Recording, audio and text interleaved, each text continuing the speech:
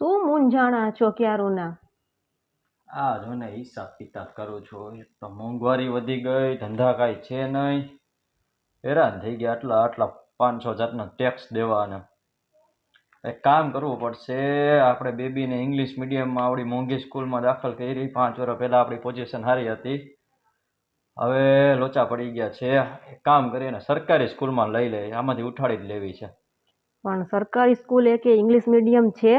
કારણ કે આપણે બબીને 5મું ધોરણ તો આપણે ઇંગ્લિશ મીડિયમમાં ભણાવી, હવે ગુજરાતી મીડિયમમાં મૂકી તો એનું આખું ભવિષ્ય બગડી જાય.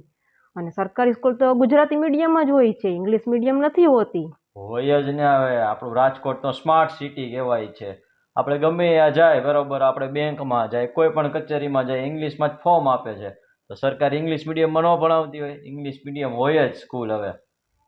અને કદાચ આપણે તો પેલા આરટીયુમાં ફોર્મે ભર્યું હતું, પણ એમાં આપણું નામ ન નીકળ્યું, એટલે આપણે આવી રીતના ત્યારે પોઝિશન હતી તો ભણાવી.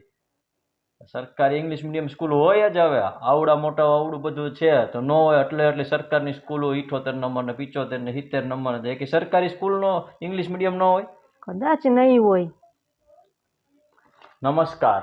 આ વિડીયો જોવાવાળાને નમ્ર વિનંતી, આપના સિટીમાં ક્યાંય ઇંગ્લિશ મીડિયમ ગવર્મેન્ટ જે 0 ફીએ હોય એવી એક સ્કૂલ હોય તો કોમેન્ટમાં જણાવવા નમ્ર વિનંતી.